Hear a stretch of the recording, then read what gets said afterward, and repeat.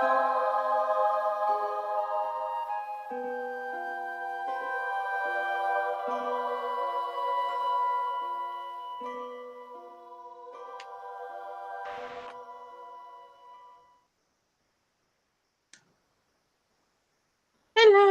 Hello. Good to see ya. You too. You too. Thank you. Oh, so what Another a week. another week in paradise Time is flying. in North America. Got to think of ourselves as global citizens sooner or later. Just mm, and maybe in a higher awareness than maybe the old definition of global citizen used to be. But we're all in this big old boat rowing as fast as we can. Some people got yacht seating and some people have steerage. But we're all in the same boat sooner or later. Good evening. This is Eyes of Indigo. I am Margot. The other angel here is Iris Carter. And you're listening to Eyes of Indigo. The motto and the purpose of our show is a phrase brought to us by Iris's wonderful sister, Deborah. Shout out for Deborah. I don't know why I did that. I did not mean to do that. Yeah, well, now you got our names up there. Dang. I'm just like, okay, Iris, get your brain in gear here. No worries. I'll keep talking. Keep talking. Shout out to Deborah, who is on a healing journey as we speak. And Deborah gave us the phrase, discussing weird stuff in a rational way. And we loved that motto. It's just awesome. It explains exactly what we do. So we'd like to say welcome to any of our regulars who are here tonight or listening later on in broadcasts. We love you. And if you are new to this channel, hello and welcome to the show. If you are watching us live, either through Facebook or YouTube, please feel free to type hello, howdy, hey there, namaste, God bless, what the hell, are you insane, or anything else you want to put in the chat room, in the comment section, whichever platform you're using. There is about a half a minute, 1 minute delay. Ronald said hi. Yay! Hello, Ronald. How are you? Ronald gets the bell for the first portion of the evening. Yay! I don't have my bells in a good gripping and manner. There you go. And that lets us know you're out there, because as we talk through the show, we like for our audience to participate as they wish. So it's nice to see some energy and names moving around out there. Thank you. It gives us energy. Thank you for sharing your energy with us. It does. It moves us all forward. Yeah. And if, let's see, this show can also be past episodes. Sometimes we refer to past topics on past episodes. You can see the whole library of that on YouTube. You type in the search word either Iris Carter. I'm there, yep. or Eyes of Indigo, and it will pop up, and you can see all the episodes since September of 2020. And if you are new to the show and you don't know much about who is this Iris, who is this Margot, and what credentials do they speak from, where have they got their knowledge books coming from, go to the very first episode if you're new to our show, and you can see the prequel that we actually discussed our credentials at length back in September of 2020. And you can see more about where we come from and what brought us here. So tonight's show is an interesting topic that was inspired by a hot topic event that happened this week in Hollywood. Hollywood. So yeah. So what we came up with, rather than to name that particular incident, which we'll talk about in a moment, sure, I called it Fire and Ice. It was I was looking for something to show conflict and how some people lose their cool and become enraged with fire, and others remain cool and douse the flames. And what happens when we lose control? Is violence ever the answer to a problem? And so we're going to talk about some of the side issues that go along with that. But that's sort of our focus. And let's see, we've got Heather. Hello, We've got Heather. a Heather, and we've got Janine as well.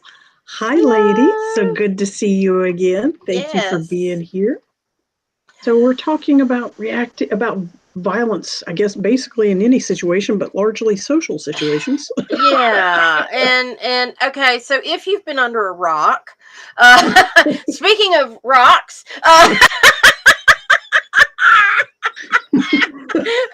Chris Rock and and Will Smith. Even better, Chris.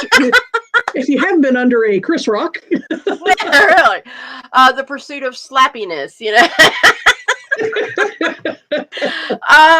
Yeah. So what happened at face value was that Chris Rock was emceeing the Academy Awards, the Oscars, and he saw Jada and Will Smith in the audience, and he made some joke about Will, and then he said, "And Jada, you know, because Jada has a shaved head. Jada, we're looking for you in G.I. Jane 2, you know." And Will cracked up. Will was laughing. I was laughing because I thought that's a good, you know, I didn't think anything about it. I mean, I didn't watch it live. I watched the it was a thing fairly later. innocuous comment. He could have said things much more incendiary Yeah. and insulting than that. A lot. But There's a lot he could have said. and But he and, and didn't. some people kind of went, but Jada, they close up on her, and she's like rolling her eyes, and you can see the steam coming out of her ears, especially since she didn't have any hair covering them. And she No disguising it. Yeah.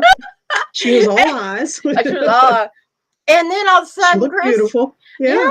yeah, and I've always liked that look. I mean, I have no problem with the way she looked. That's a very sleek, elegant look. Yeah. Yeah.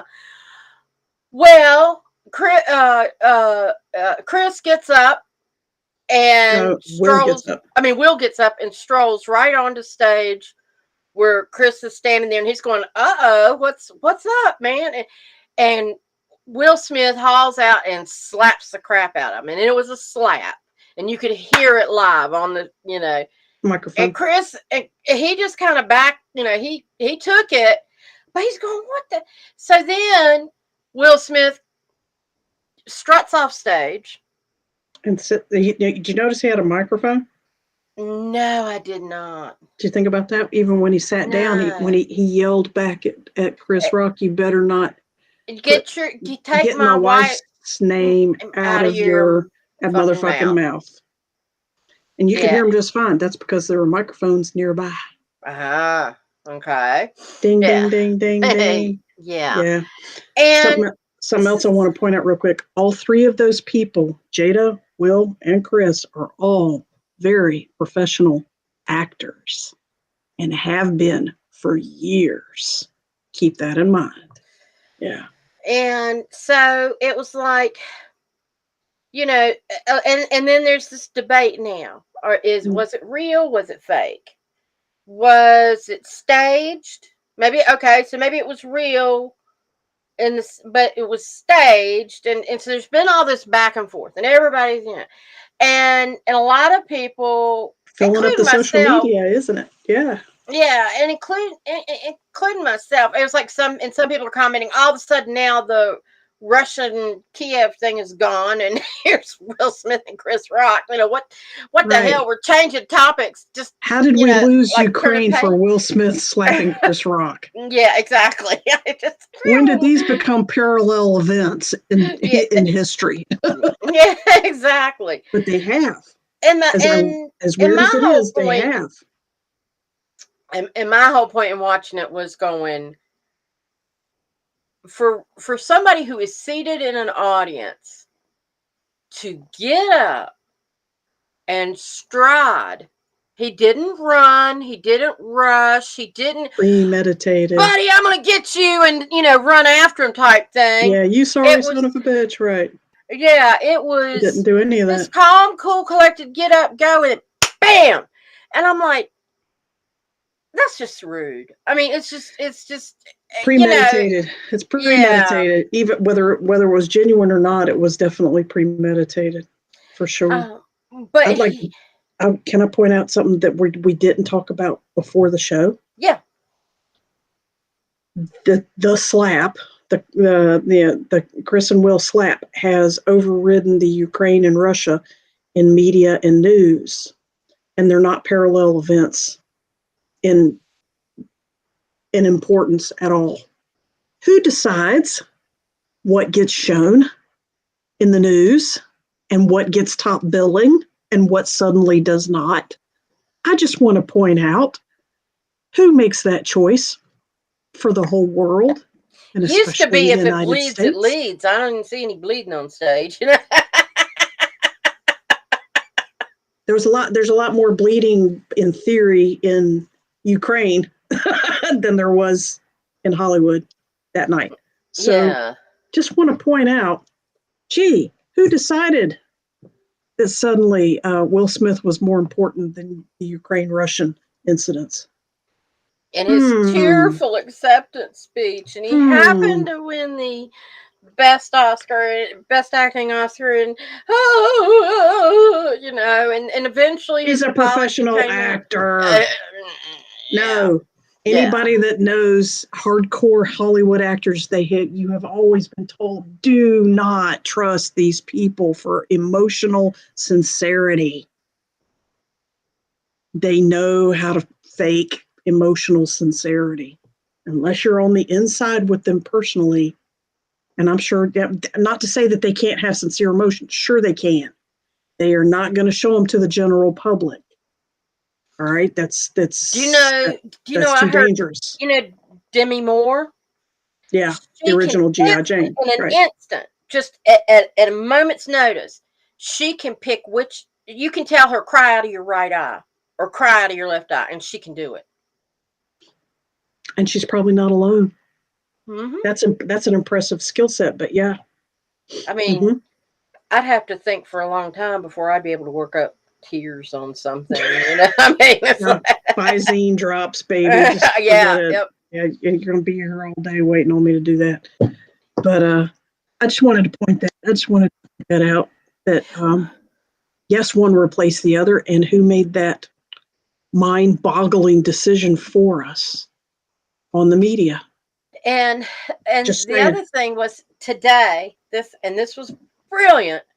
Margot messages me and she says, have you heard who sponsors the Oscars, and does Pfizer sponsor the Oscars, and does Pfizer have a new alopecia drug? I did a quick search and confirmed both of those are true. Pfizer is one of the sponsors of the Oscars, and they have sent out, there were news releases today and a couple of days ago regarding a new drug for alopecia, which is what Jada Pinkett Smith has. Which is why her head is bald. Yes. And, alopecia, hair loss in women, which just totally friggin' blew my mind. I've done some research on alopecia, and there's different types. But alopecia is some little bit of background about what it is might help.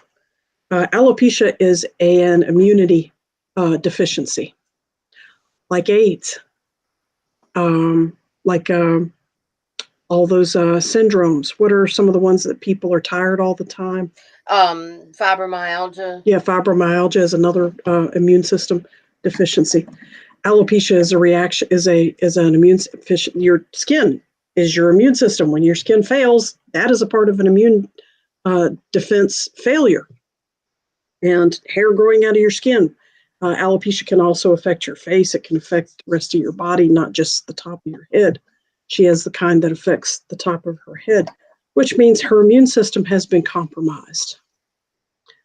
Or has it?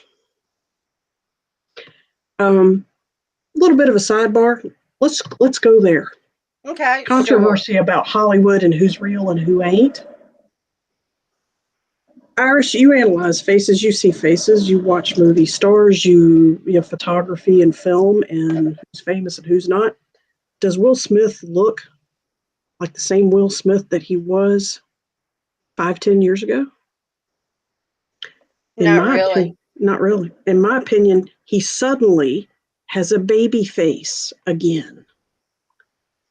He was aging like everybody else and getting more craggy and more manly and getting some man wrinkles on his face and signs of aging and so on.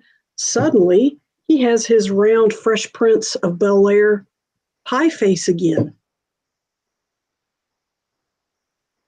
Jada Pinkett, Smith, absolutely gorgeous, still is, has But been in the she has changed. past. She does not look like the She woman in the suddenly has, Matrix. no, she does not. She now has a brow ridge, bony brow ridge, and she's not skinny, emaciated like somebody who's gotten sunken cheeks and so on from losing weight. Those bones are coming out. Guys, remember, I'm a professional photographer, and that's my focus is portraiture. And I've been drawing and painting humans for decades. That's always been my focus as an artist. Besides that, I'm a communication specialist. So what your face is doing means a lot in everything that I've studied. So her face is craggier. His face is more baby face. Her face is more craggy and less smooth and feminine like it was back in the Matrix. I am alluding to body doubles, clones, and otherwise because if you do the research, Hollywood is going down because of the nefarious things that have been happening behind the scenes. I'm going to skip a lot of details for decades, and they're being arrested left and right. They're being taken out left and right. However, nobody wants the United States to crash. Nobody wants the psyche of the average American to plummet. So replacements are made here and there. And one of the most popular theories for how they do that is clones, body doubles, CGI, which is computer animation, and so on. I just wanted to point out that the king and the queen of Hollywood, aka Will Smith and Jada Pinkett Smith, suddenly look different. And suddenly they are doing things in public that are very embarrassing and look contrived. I'm just saying. There might be a connection between all of those features. Off soapbox. Thank you for Yes. giving me the space to say that, Iris. Ronald points out there was just a story the end of last week before the show stating an increased lack of interest in award shows. Yes, you were correct. That ensures people watch again because they don't want to miss anything. Yeah. Yeah, I mean it's another ploy. Yeah, I reposted a meme that said if Will hadn't slapped Chris, I would have never known the Oscars were on the air last night. Yeah. Nobody cares. Yeah. And that's partly why Hollywood is slowly losing its grip. And they've cut out a bunch. Stuff. Some of the awards that they used to give out live that they don't anymore, and they were the smaller awards, and the average person goes, "Huh?" But I like seeing who won for best musical score. I like seeing some of the lesser, what was considered lesser, costuming and things like that. I think it's interesting. Production awards. Yeah. Versus acting awards. Right. Right. And then nobody ever wins that you think should win, or and it's a campaign. It's a campaign. It's who you know and what you pay them. Yeah, because these actors put out advertising and stuff in the acting magazines and stuff to promote themselves, and the studios will put out for their films, they'll put out more advertising and things like that to get, because it's the Screen Actors Guild, they're voting on each other, so it's peer presented, but it's not a popularity award like from the public, like a People's Award. Yeah, People's Choice, or the People's Choice Award. That's what I'm trying. Yeah, thank you. Yeah. That's what I was trying to say. Yeah, it's not. And so it's just it's You know what I their found own more selves interesting? kissing their own butts, you know? Yes, they are. Yeah, kissing. Yeah, they're blowing at each other, selling themselves. The one interesting article I heard or read about it was the swag bag. What was in this year's Oh, swag bag for the actors? oh Each no. swag bag was worth over $100,000 Which is yeah. because of the stuff in it. One of them was so many tens of thousands of dollars worth of plastic surgery, a certificate for plastic surgery, and another one was to own a piece of land in Scotland, which comes with the title of Lord or Lady. And I'm sure you've seen advertising for that. You can buy a little, like 1 square inch of Scotland, and you're entitled to the title of Lord or Lady because you own one little square inch of land. And the Oh, Scots are over there laughing their asses off. yeah, they're getting paid out the ass for almost nothing, for almost no effort on their part. So yeah, the swag bag got more press than most of the people there. Uh, I've Lady seen Gaga, Lady Gaga was one of the MCs, I'm sorry. and she's a known no, she's a known best friend and follower of Abramovich. Abramovich. So I I mean, thought you were talking about Michelle. Michelle Obama. Yeah, the Obama bitch. Abramovich is the Obamovich. It would be a totally that could be a Michelle. And I mean, no judgment either way, but Yeah, just I'm Michelle. talking about the satanic artist. Oh, okay, yeah, Yeah, that did soul food, eating people, blood yeah. art, torture, And she was the Satanism. one too. A lot of people might remember. She's the same woman that did the art show in New York where she just sat there and Right. people would come up and sit across the table from her and Yeah. she would just no emotion or whatever Just and look people at would each other. and people were having all these emotional reactions to it and all. But she is a self-declared Satanist. Yeah. She's very public about it. Well, Lady Gaga is a very close friend of hers. Um, and there are speculations that Lady Gaga is actually her daughter. And if you Oh. look at their faces side by side from different angles, it's not guaranteed, but it's very likely that they're related. Yeah, I remember. Yeah, I connected that later, and I'm like, ugh. Knowing what kind of demonic energy she moves, you want to sit across from her now? You want to know why you had that emotional reaction? Yeah, that lady threw, cast an energy existence over you.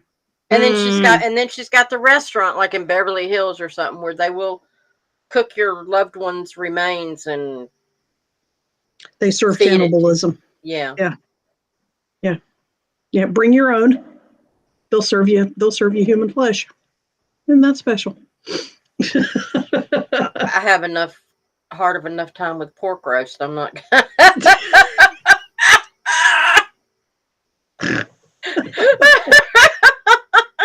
How long did you put that in the crock pot for? Absolutely, absolutely. But Gaga was, one of the MCs, and she was apparently being very charming, especially towards Liza Minnelli, who had an appearance Oh in the wow. show. Yeah, in a wheelchair. Minnelli was in No, a really? wheelchair. Yeah, Minnelli is like 76, 86 years old, something like that. So no longer does money make the world go round. Money, money, money, money, money, money, money. You know, with the song from Cabaret, now it's the wheelchair makes her go round. Yes, that's twisted and very accurate at the same time. So yeah, the Oscars was a party held by the elite, and the elite is the nicest word I know for that group. Yeah, the Oscars is 100% an elite activity. So, bringing it back around to the topic at hand, Yes. regardless of all the did they fake it or did they not, and who hurt whose feelings, boo hoo who, what what is the deal with people hitting people? And you see it everywhere. You know, Oh, don't get me people at started about Walmart. parents slapping their children. Whoa, that freaks me out. I understand why parents do that. But if you think about what you're doing before you get to that moment, it really freaks me out when parents hit the kids. Because the power dynamic is so freaking off. You're such an authority figure and you're hitting somebody that's such a weak victim. Of course, Why don't you go slap a puppy or burn a kitten or kick a dog or something like that, because that's literally what you're doing. When my kids were little, I had carpal tunnel, and every time I try to pop their fannies, especially if they had a diaper on, and they're 2 years old, and you're trying to. They were like laughing, and I'm going writhing in pain because I had carpal tunnel syndrome. I came and got you for that. Yeah, and it was like, this is useless. Yeah. I was raised with that understanding, but psychology has changed about what we understand. But then again, there were things that like my mother could do with me when I'd walk through a store, and she'd hold my hand. I was 3-4 years old, and I can remember walking through the store with her. And if I started getting antsy or wanting to, let me look over here or whatever, and she's holding my hand, she would just squeeze it just a little tighter. And somehow I knew I'd snap to, and okay, I'm good. The time I tried that, a rapport. Yes. And after, trying to talk to my daughter and get reason into her and all this stuff, when she was about the same age, we're walking through the store one time and she starts putting, and I went, so I squeezed her hand. Ow, Mommy, you're hurting me. Why are you squeezing my hand so much? And everybody in the store is looking at me like, what the hell are you doing to that child? And I'm like, I would have been terrified at that age. No, she's just like.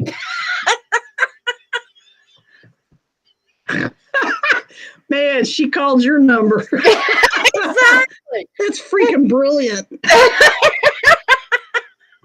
That's freaking brilliant. And I was like, there's just no hope for you, child. I had no. Well, squeezing your hand is violence. It's threat. You can condition your horses, your dogs, your cats. The way we train them to be afraid of us. All right, that's what you got to break a horse. That's why I'm so bad with that. And that's why my dog walks all over me. Right, and your kids didn't adhere to that kind of conditioning either. Your daughter went, "Why are you hurting me?" Because they knew they could trust you not to really hurt them. They knew that if you went through the gestures, Mommy is expressing her frustration. And they knew it wasn't personal about them. They knew they were a part of it. Maybe they triggered it, but they knew not to make it about them. They weren't being manipulated by fear of getting hurt by the person that supports them, that is their God. Yeah. They're soul caretakers. Their moms and their dads. And then sometimes I feel like I wasn't tough enough on them. You know what I mean? Because it's like, but I mean, they're good hard. They're good adults. Yeah. Parenting's hard. If you knew what it was then, you wouldn't. I'm surprised there's any children. People don't know. That's it. You have children, and you don't know until you have kids. Mm-hmm. You don't know how hard it is because your kids can trigger you so easy. But as an adult, you're the one that's got to recognize, shit, I've just been triggered. And this 2-year-old, 3-year-old, 7-year-old, 12-year-old doesn't really understand the magnitude of what they've just done. And you got to consider alternative things besides swatting them. But like you said before in our earlier conversation, there are conditions that violence is considered acceptable, such as you mentioned self-defense. You're right. Right. When your kids are misbehaving, that is not self-defense. I don't know. I could argue that with you. I knew that was coming. I'm going to lose my sanity.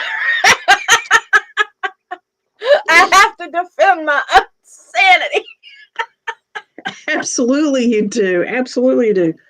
And these are all normal. Yeah, it's normal on Earth for us to go through violence discussions and violence choices and so on, as long as we're in the 3D.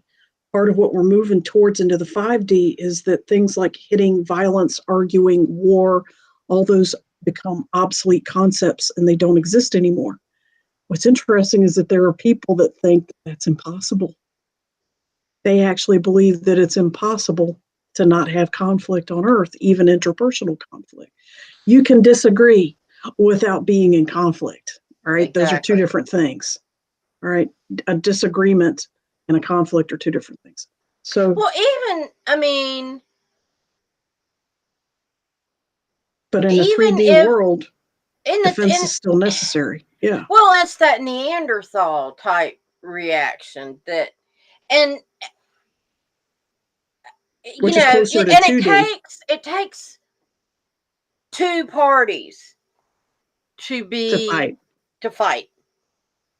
And I mean, I can remember when I was, God, how old? I was about 10 years old, 11 years old, and lived in a neighborhood full of girls. And there was always one girl out. Every week it would change. This week this girl would be the nemesis, and next week, because girls were just chatty, yeah, and catty and dramatic, and yeah.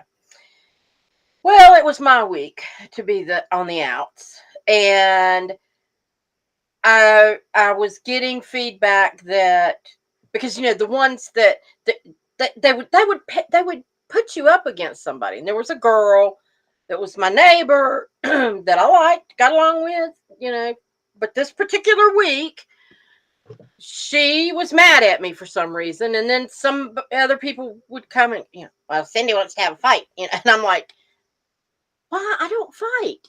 No, and I was at school, and in the bathroom at one point, she called me a bitch, and of course, that was just scandalous back then, and I was like,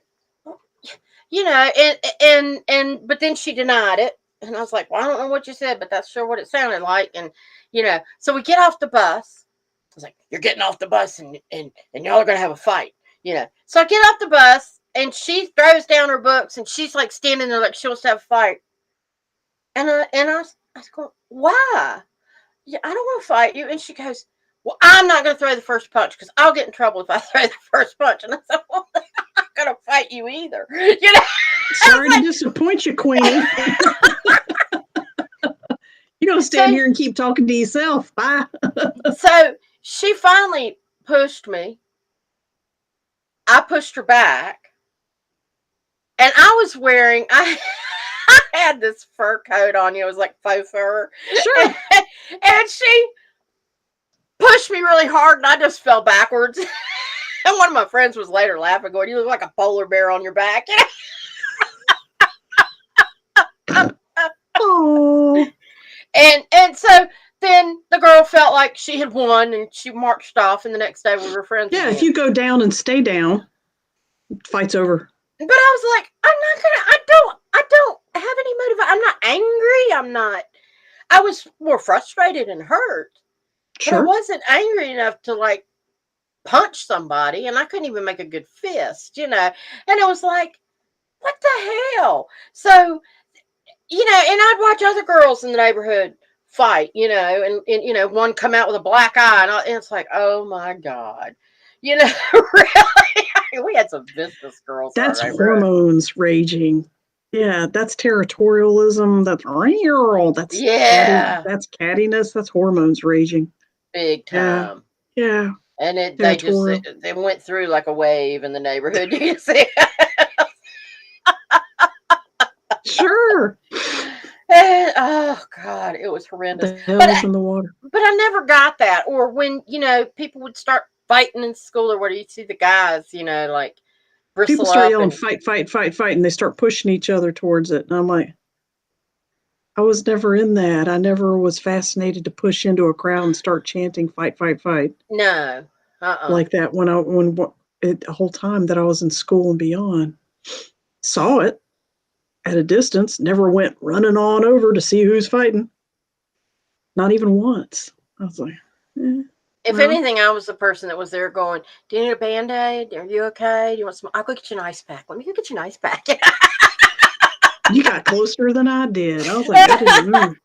I didn't mind being in the middle of it if I could still observe. You know, I'll just sit here and watch. Y'all go ahead. I mean, I'm fascinated with the human element, but at the same token, I get so frustrated with the behaviors that come out, or like, oh, the ones that get me the most are the women who fight over shit at Christmas time in the store. Oh wow, yeah. This is mine, and I, okay, lady, go figure something else out. Yeah, you wanted to get that. That's family stress coming out sideways among Yeah, strangers that you don't have a penalty with. That's what that is. That's consumerism, the pressure to prove to your family that you love them or don't love them enough with precisely the prescribed Christmas items. That's what that psychosis is. And it's literally a psychosis. Yeah. my dad managed a drugstore, and it was the day after.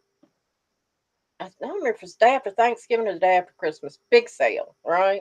Mm. And people are lining up outside. You can see them through the glass doors. They're lining up, and we're inside getting the registers open, and last minute details. Creepy. And when you open the front door, right on this side was where the little cafe was, where people could go. It was an old Eckerd store, and they had the little bar up there where you could get drinks and soda stuff. and coffee. Yeah.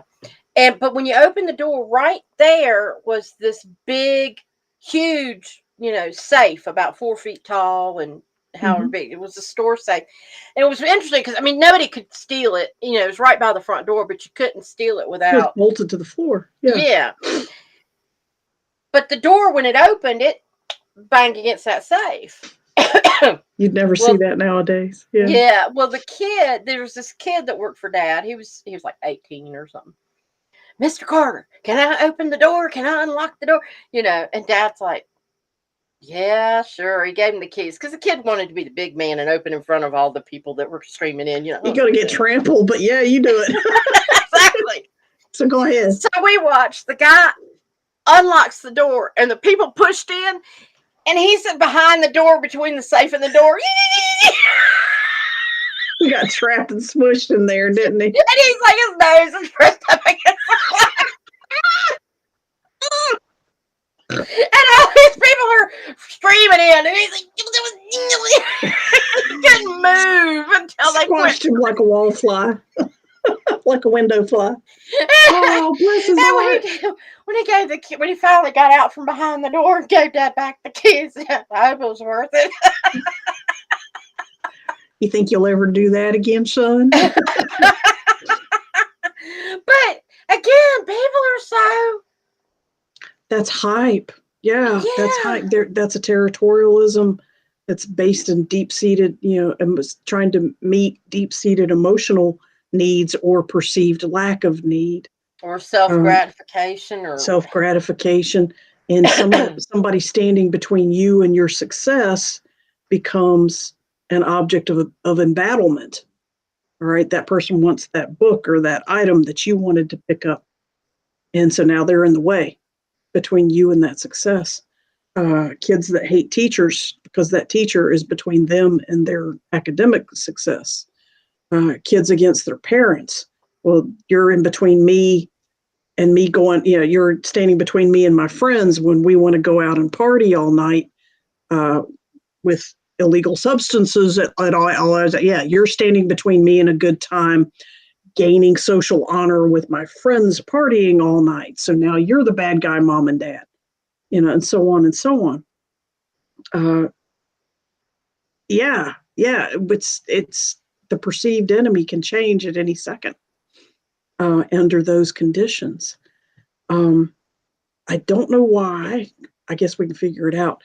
But domestic violence comes to mind.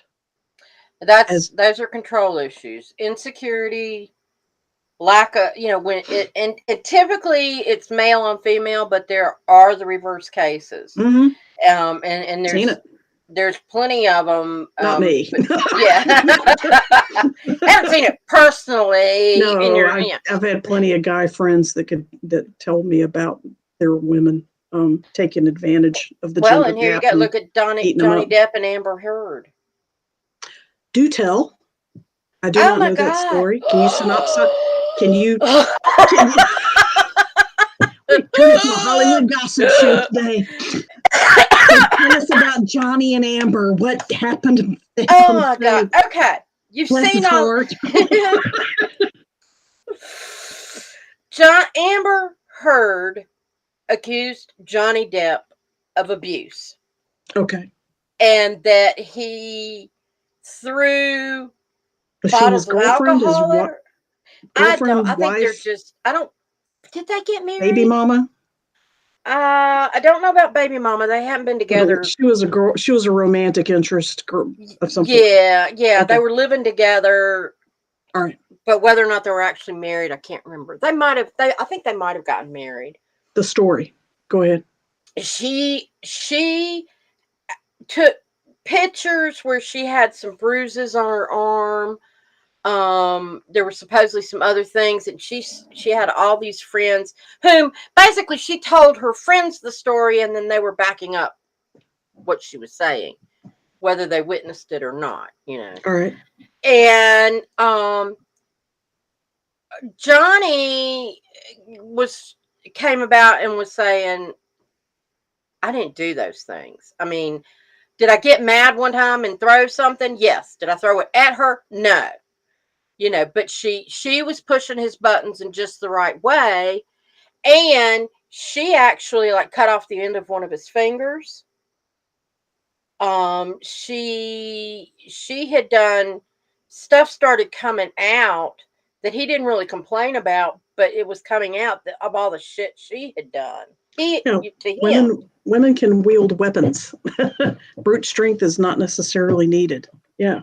And everybody even his previous relationships were standing up for him, going, that is not him. He doesn't do that kind of stuff. And now, she's tried to pull all these charges against him. They've pretty much been dropped, but now they're in civil lawsuits against each other.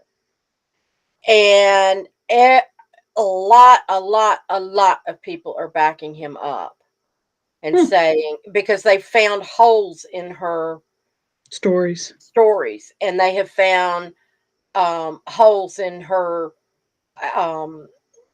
witnesses and things like that. She released and get on Twitter and you can. He trends every so often because they were just in court a couple days ago. Another step of another. Oh, and they're in court in Virginia, by the way. Oh, nearby. How interesting. Yeah, that makes it even more interesting. Right. So domestic violence obviously can go both ways. And most of the time, it's because one person is perceives a power imbalance. Yeah, and they're trying to put the power balance back the way they think it should be. Yeah. Yeah. Or a lack of self-confidence, and they blame the other person. You don't love me. You're cheating on me. You're the cause. You don't need to be working outside the home, and they try to separate you from your family members. You're the cause. Yeah, you're the cause of my insecurity. Mm-hmm. Or your actions are the cause of my insecurity. There's also the kick the dog syndrome. The boss belittles and fires the man. The man goes home and slaps his wife. She doesn't retaliate. Instead, she turns around and slaps the child. The child who also is not going to retaliate because of which we just finished talking about, turns around and kicks the dog. All right, so then goes and bites the boss. No. Right, which we hope. Yeah, right. Or goes to school and hits the kid at school, or right. Bullies, children that are bullies are almost always victims of abuse themselves. I remember in second grade, there was third grade. There was a kid in my class, and he was kind of a big kid anyway. He just had that. He was a large child. Yeah. Yeah.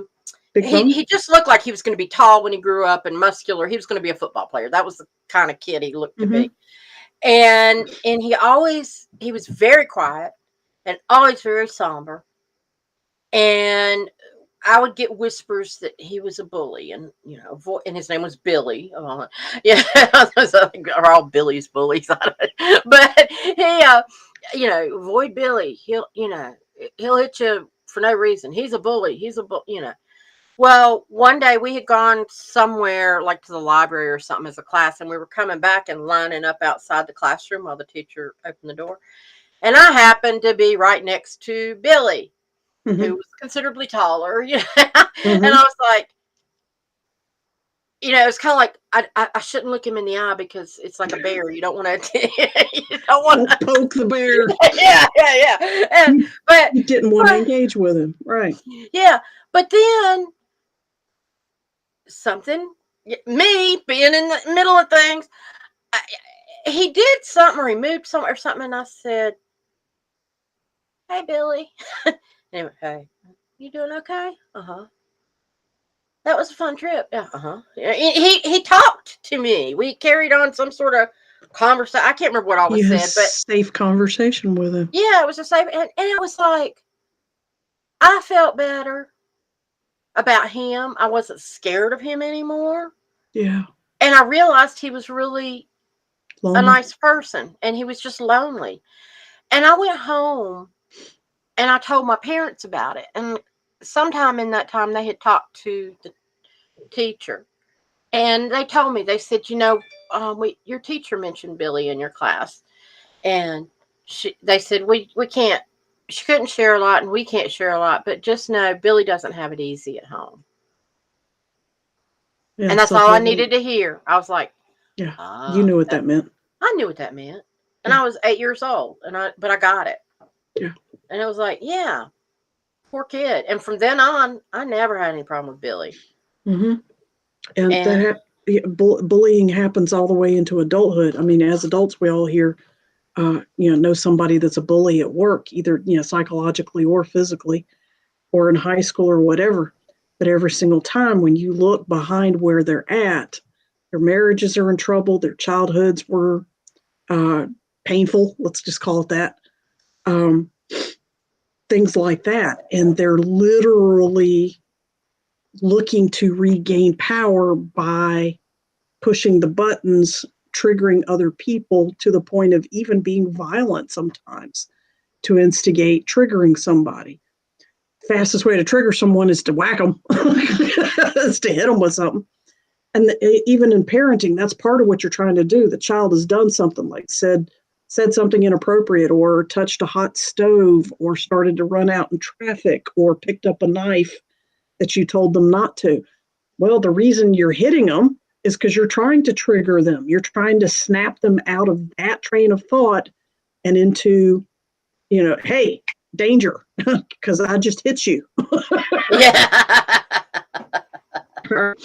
I'm trying to associate pain and danger to the behavior you just had. And that's a real primitive way of doing it. But that doesn't change the fact that at least half the time it's effective. Yeah, it doesn't change the fact that it works. And then we have a new visitor, Cindy. Cindy, hey! She said to tell your ears were burning. We're friends now. I was just talking about us as kids, Cindy. Guys, this is the Cindy that put Iris on her polar bear butt. Cindy! Yay,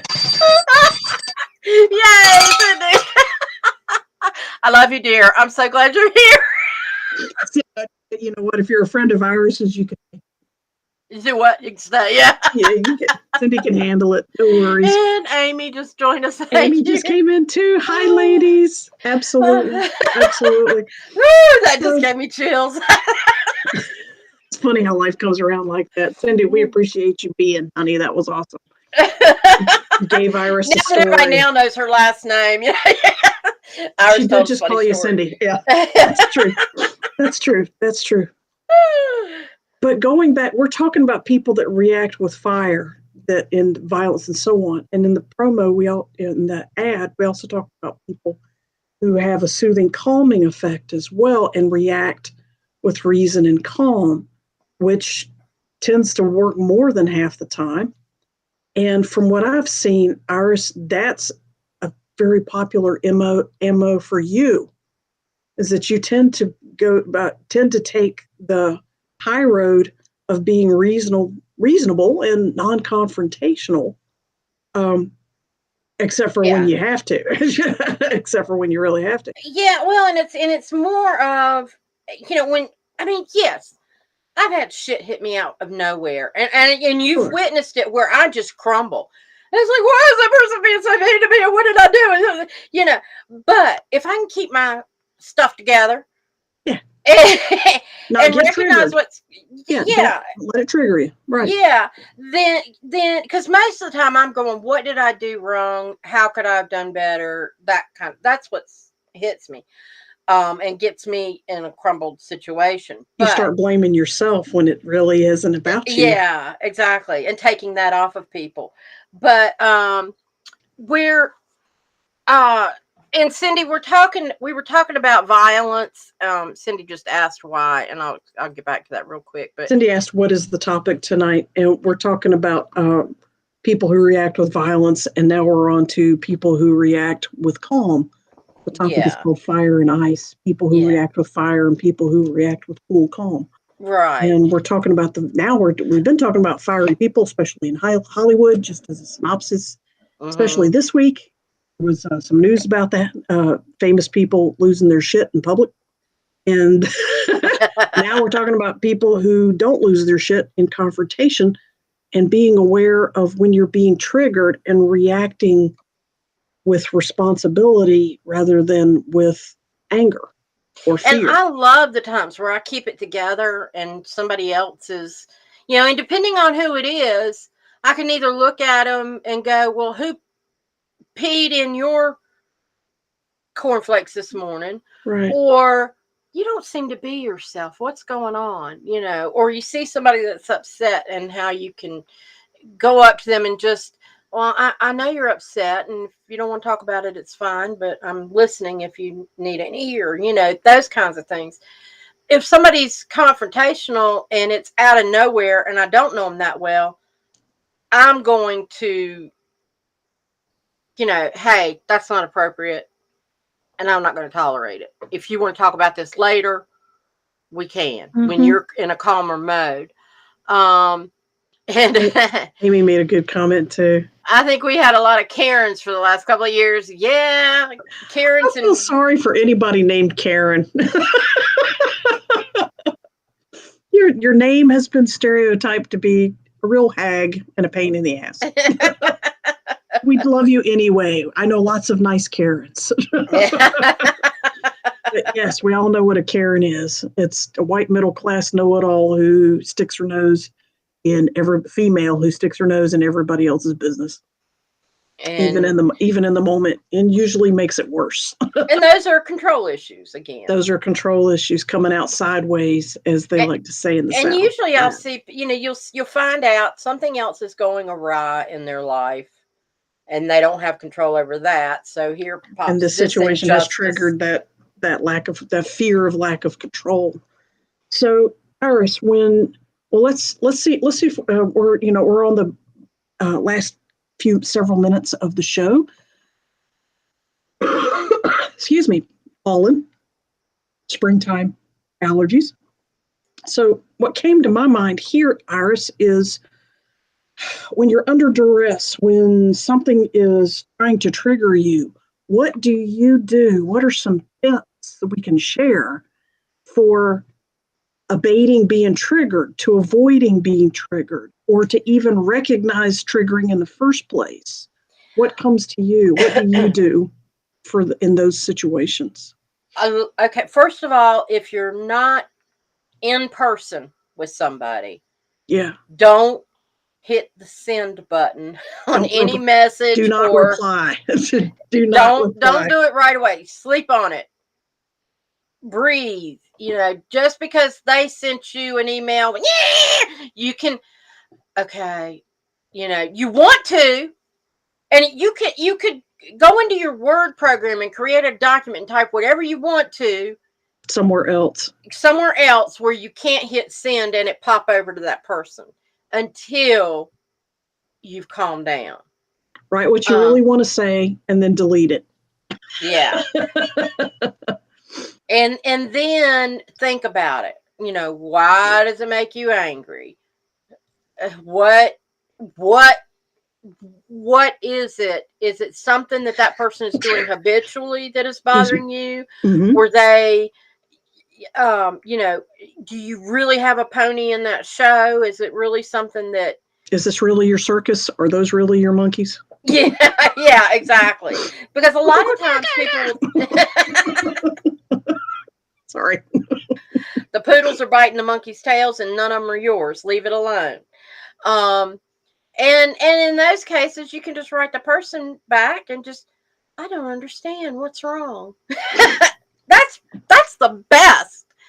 That you could make them explain. Don't assume anything. Make them explain what they're blustering about. And my husband has taught me over the years, get them on the phone. Make them speak, because people are much more abrupt and rude when they're typing. Your best bet is like being behind the wheel of a car. Yeah, same as road rage. Yes. All those anonymous other drivers. If you do not deal with it, you may drunk dial them and leave a voicemail. Well, you're skipping a step there, Amy. You went from being angry to drinking to drunk email. We didn't talk about coping mechanisms, but yeah, drinking is one of them. Absolutely. Bottle of wine makes me feel fine. Absolutely. But if somebody comes... talking on the phone is another way, and get away from typing altogether.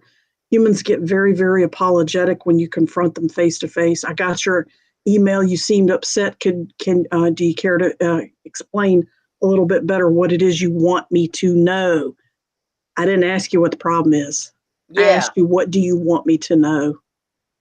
Yes, very much. And they'll start with, I want you to know I'm upset. Okay, I hear you, and I got that. Can you tell me what it is that upsets you? And you go from there. Amy says, well, I just heard about it. And then she's being kind of coy. Yeah. But the other thing is, if somebody is face to face and confronting you, it's even better. All you have to do is step back and just, when somebody comes in, and if they're in an outrage and they're going, and you get out of their space. Yeah. Back up. I mean, 3 feet. Get outside of 3 feet. Yeah. And 6 feet is better. Wow, you're really upset. I apologize if I've done something that was misunderstood. You're not admitting that you did anything wrong. You're saying that maybe something you did was misunderstood. Is there... And I've had people come in or come at me, and I'll find out later there was other crap going on. Always there's other crap going on. Always. Now, whether or not you find out about it, that's a variable. Right. But there's always something else going on that you somehow got related to, either literally or figuratively. And as long as, and I've told this to other people, as long as you are doing the best you can in any given moment. Yeah. And you're focused on what you need and what is the goal. Like, if you're at work, your responsibility is to do your job. And if you're doing the best you can, and you're asking questions when you need help, or you're communicating effectively, if somebody else comes at you, then I didn't do anything wrong. So then you don't have to react. You can be proactive and go. Proactive is a key word. Yeah. Learn the difference between proactive and reactive, guys. It's worth it. Look up the definition. Yeah. I wanted to throw something else. You're talking, everything you just said was excellent insights about personal conflict. In professional conflicts, say a client is upset, or a customer is upset, or a salesperson is upset with you, or whatever. But in a professional situation, I handled the complaint department for East Coast Serta Mattress Company for 3 years by myself. And I learned a lot of stuff. And then later on, as the internet grew, I saw what I learned being put into words. And I was like, yeah, I already figured that out. When somebody comes at you with a complaint, or they're upset about something, or they're calling you names or whatever, if you want to stick around and engage with that person, one, you don't have to. Like ours said, you can back out of the situation, say there's been a misunderstanding, and determine your physical safety of the situation. But if physical safety is not an issue, like somebody's complaining on the telephone to you or whatever, the first thing you do to get the person to come to a conversational thing is you validate how they feel. You acknowledge how they feel. If a child is complaining to an adult, you do the same thing. I hear that you're angry. I see that you're angry. That kind of hurts your feelings. When I was talking on the phone, somebody would say, my mattress did this, my mattress did that, and now it's not this, and I paid this, and God damn it, blah, blah, blah, blah, blah. And I would say, I would say, okay, I'm hearing that. What did I use? No, I didn't start that way. I didn't say I'm hearing. I started off with, I usually came back with, that must be very disappointing. That's where I started with. I started with sympathetic phrases like that. I can see where that would be very disappointing. I would be upset too if I were you. I'm so sorry that you had to experience that, or I'm sorry that happened to you. Gosh, that must be really tough on Thanksgiving weekend when you had a house full of guests and the mattress was falling apart, or whatever it was doing, or it smelled, the new one smelled funny when it was delivered, the chemicals that sometimes mattresses have. First thing you do is empathize and let them know that you understand how they feel. Sometimes that means saying the same thing back. However, that can backfire. Yeah. Because they can come with, why are you repeating every damn thing I just said? I'm trying to tell you this ain't right, blah, blah, blah, blah, blah. No, you don't repeat exactly what they said. You acknowledge what they said and show empathy. If I was in that situation, I would feel that way too. I totally get where you're coming from. If I was talking to somebody that had a country accent and was obviously from my hometown of middle America here in the Southeast, and they would say, I totally get where you're coming from, sister. I absolutely understand. Can't let that happen.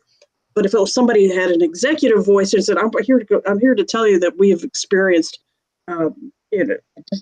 severe disappointment in the purchase we made last weekend, blah, blah, blah, and say, yeah, I can see where that would be very disappointing, and I'm sorry you had to have that experience. Could you please tell me exactly what it was that you did not appreciate about the mattress? And you talk to them where they're at. Exactly. You talk to them where they're at. That doesn't mean fake it. That means tone what you are to that level, left, right, a little up, a little down, whatever. And there's not a higher, lower, better, worse. It's just a cultural divide that can be bridged. But meet them where they're at. Get them to talk about specifically what is wrong. What exactly is wrong? A lot of times they need to get that venting out. And if they know they're heard, then it calms them down. Make them feel heard. That's it. Thank you. That's the summary that I was looking for. Yeah, because that's and I would do the same thing with people that would come in the different community service type jobs I've had, where they come in frustrated, well, nobody told us we had to do this. And I said, really? Nobody told you? No. And I said, well, you should have been told. Darn. Like if they were banging on, I'd kind of go back and back. Damn, I'd be mad too. I don't blame you. Yes. Make them feel heard. In the end, people will not remember what you said. They will remember how you made them feel. Mm-hmm. Maya Angelou made that statement. For those of you that know, my nose is tickling like crazy. High truth makes that happen. Cindy said, I agree. I've learned over the years to walk away from a bad situation. Yes. Trust your intuition. The other thing, when you walk away from a bad situation, remind yourself that you're doing what's in your best interest and you are not walking away because you're guilty and you're not punishing yourself. No, you deserve to fight another day. Yeah. You deserve to live to fight another day. Yeah, that's the other thing you do is assess whether or not this battle is worth having. If it's not worth having, start being proactive. Start moving towards solutions rather than defensive comments. Start moving in, and it's a gradual process. Let them explain how they feel, and then offer. That doesn't mean say it, but offer. Would you like a solution? Do you feel like we could explore some ideas from here? Well, I've got 2 or 3 ideas I could throw out that might fix the situation. Do you want to hear them?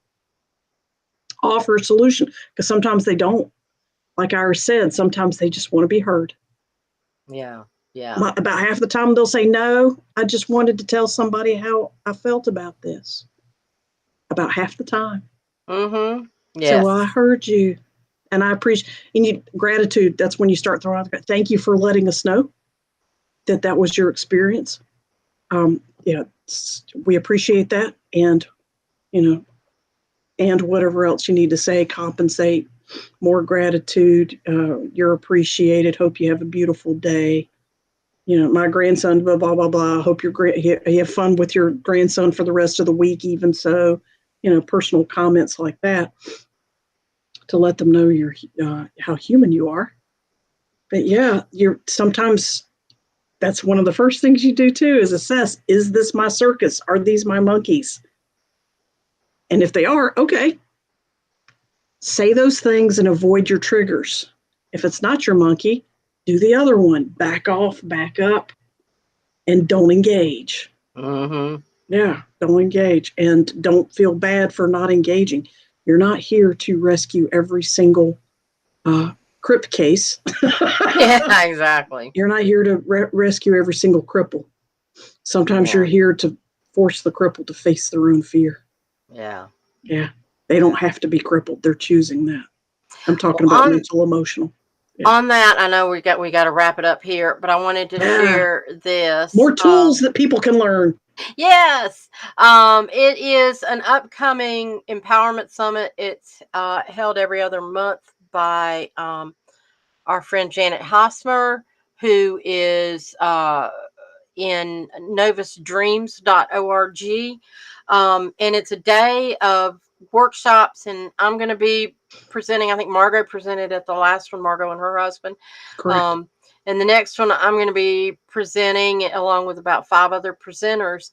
If you register before April 1, which is what, Friday or? Correct. Yeah. Then it's only $30 instead of $39 for all day. Right. So $30 for all day, and you can go in person. You can watch it streamed, or live. You can watch the videos afterwards. And if you go in person, a handmade lunch by a professional caterer is included. Nice. When you go in person all day, they give you lunch as well from a catering chef who actually grows his own stuff, and him and his wife in the backyard. It's really awesome.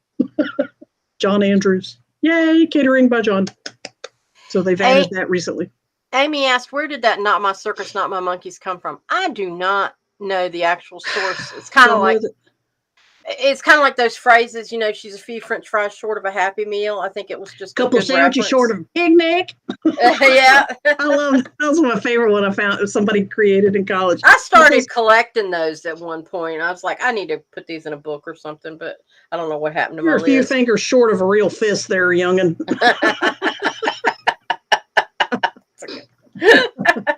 Yeah, but it's along those lines. Somebody saw, "Not my circus, not my monkeys," and which is kind of like, you think about the chaos that goes on in circuses. Yeah, and that monkeys are considered huge chaos, such as barrel of monkeys. Yeah, more fun than a barrel of monkeys. Well, that's a lot of chaos. But not my monkeys in that case. Yeah. So with that, we appreciate everybody joining us. We'll be back next week. Yeah. And I hope you'll. And if you missed part of this show, go back and watch it from the beginning. They're on YouTube and Facebook, and we appreciate you being with us and sharing your comments and thoughts with us. Thank you. Thank you for joining The Eyes of Indigo with Iris Carter and Margot Ross Sears. Music is Arcadia by Kevin MacLeod of Incomptech.com, licensed under Creative Commons. Visit our Facebook page for broadcast details at www.facebook.com/Eyes of Indigo. Show is copyrighted 2022 by Iris Carter and Margot Ross Sears. All rights reserved.